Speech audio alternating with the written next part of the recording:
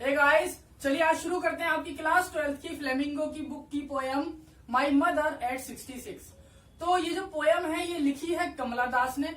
और इस पोयम में बेसिकली वो हमें ये बताना चाहती हैं कि जो हमारा डर होता है, डर किस चीज का डर? The grief of separation, the terror of separation. मतलब जब हम अपने किसी बिलव्ड वन से, किसी प्यार करने वाले से दूर होते हैं तो उस टाइम पर जो हमारा पेन होता है वो बढ़ जाता है क्योंकि हम अलग हो रहे हैं उनसे।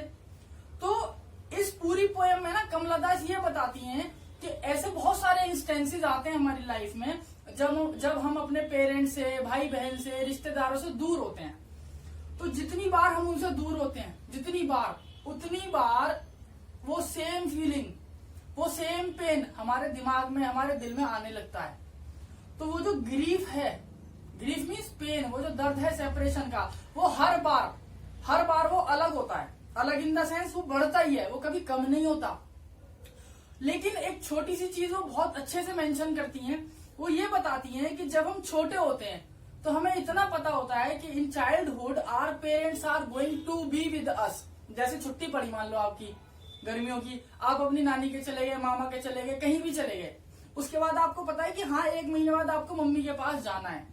But when you are in the job, लेकिन जब आप जॉब में आ जाते हैं, जब आप नौकरी करने लगते हैं, वेन यू बिकम प्रोफेशनल, तो उस कंडीशन में होता ये है कि योर सर्वाइवल बिकम्स डिफिकल्ट। आपका जिंदगी जीना, पैसे कमाना, ये एक प्रायोरिटी बन जाती है।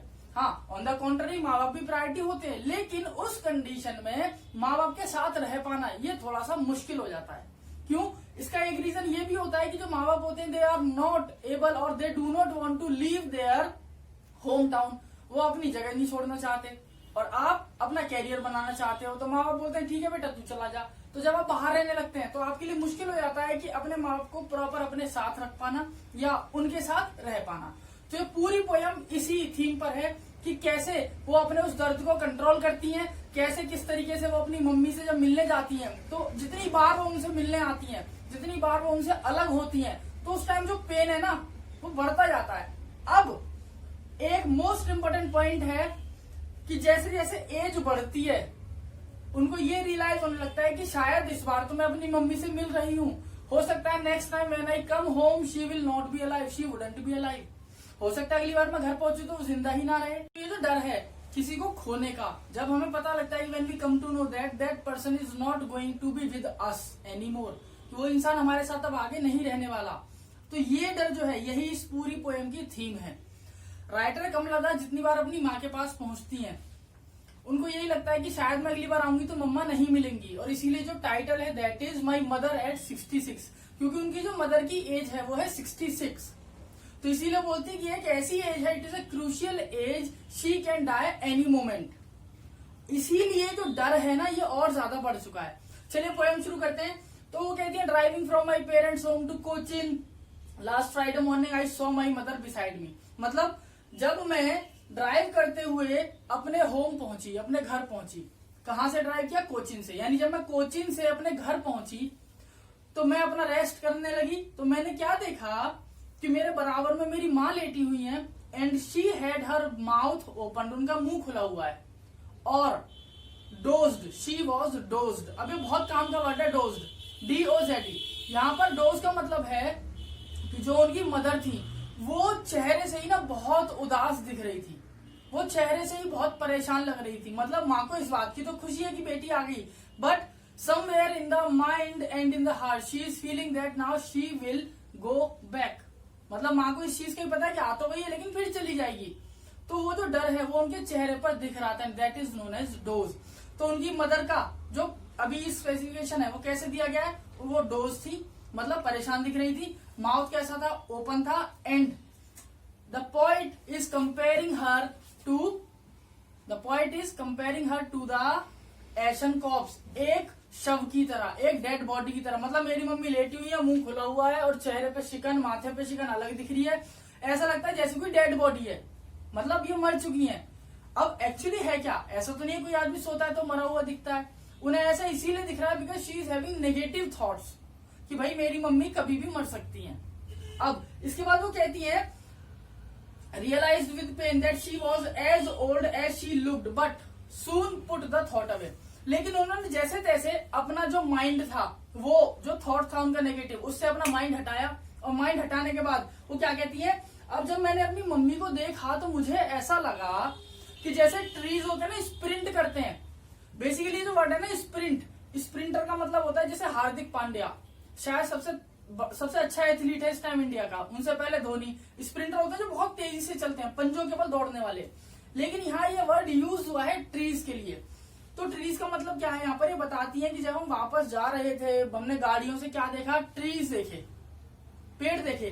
तो पेड़ जो बहुत तेजी से पीछे जा रहे हैं, मतलब पेड़ उस तेजी से पीछे जा रहे हैं जिस तेजी से मेरी माँ की उम्र खत्म हो रही है, यहाँ माँ की एज बढ़ रही है, और यहाँ जो पेड़ है, जो ट्रीज है, वो भी बहुत तेजी से पीछे छूटते जा रहे हैं। तो जितनी तेजी से पेड़ पीछे छूट रहे हैं, उतनी ही तेजी से मेरी माँ की एज बढ़ती जा रही है। इसीलिए ट्रीज को कंपेयर करा गया है मदर से।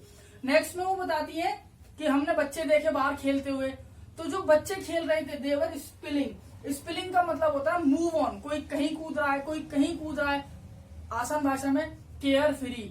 जो बच्चे थे वो केयर फ्री थे, वो यंग थे। लेकिन अब ना तो मैं यंग रही हूं, अब मेरा बचपन जो वो दोबारा आएगा नहीं, और जो मेरी मदर है वो अब अपने यंग एज से अपने ओल्ड एज पर जा चुकी है। Now she is about to die any moment. Next वो कहती है security check standing at few hours. अब मैं एयरपोर्ट पहुंच चुकी हूँ। जब मैं एयरपोर्ट पहुंचती हूँ तो उसके बाद होता है आई लुक्ड एट हर, मैंने अपनी माँ की तरफ देखा।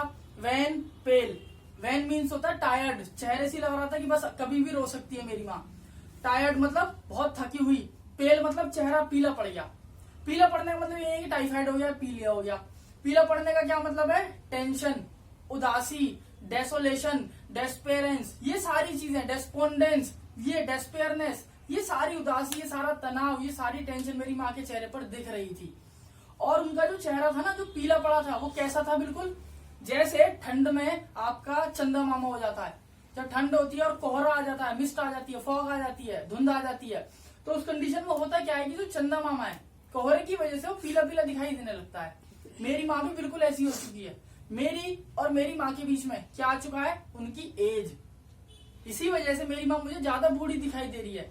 जैसा कि फॉग के टाइम पे होता है, ठंड होती है तो चंदा मामा वैसे तो मैं साफ दिखाई देता है, लेकिन जब कोहरा और धुंध आ जाती है तो वो हमें पीला दिखाई देने लगता है। तो ये वो यहाँ पर अपनी माँ को मून से कंपेयर करती है। जैसे मून थोड़ा सा खराब दिखता है, पीला दिखता है, उदास दिखता है, ऐसी मेरी माँ दिखाई देती है। लास्ट में वो कहती है बट ऑल आई सेड, आखिरकार वो समय आ गया when I had to leave, मुझे अपने काम पर वापस जाना था।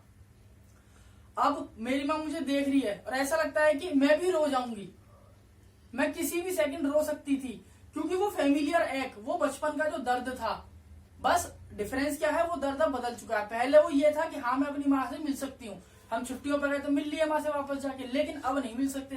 क्यों? क्योंकि अब 3, 4, 5 महीने बाद ही वापस आना होगा, just because of the work, काम की वजह से। तो जो फेमिलियर एक है, वो जो बचपन का दर्द है, वो फिर से वापस आ गया। मैंने बहुत कोशिश करी अपने आंसुओं को कंट्रोल करने की, माँ को स्माइल दी और स्माइल दी। यह है रेपिटेशन, आपकी पोएटिक डिवाइस। मैंने उनको स्माइल दी और लास्ट में मैंने उनसे क्या कहा, बाय अम्मा, जल्दी मिलेंगे। स्माइल देते हुए मैंने उनको टाटा बोला और मैं यहाँ से चल दी। इस बात का मतलब अल्टीमेटली यही निकलता है कि वो सिर्फ अपनी माँ को कंसोल कर रही थी, वो सिर्फ उनको सांत्वना दे रही थी कि माँ परेशान मत हो, मैं जल्दी आ जाऊंगी। अब अगर बात करें पोएटिक डिवाइस की, तो पहली डिवाइस है आपकी सिमिली। सिमिली मतलब यहाँ पर कंपैरिजन है, जैसा कि इसी लाइन में है कि जो ट्रीज हैं उनको कंपेयर करा गया है, जो एज है उनकी उसको कंपेयर करा गया एक डेड बॉडी से। अगर बात करें सेकंड की, दैट इज योर पर्सोनिफिकेशन।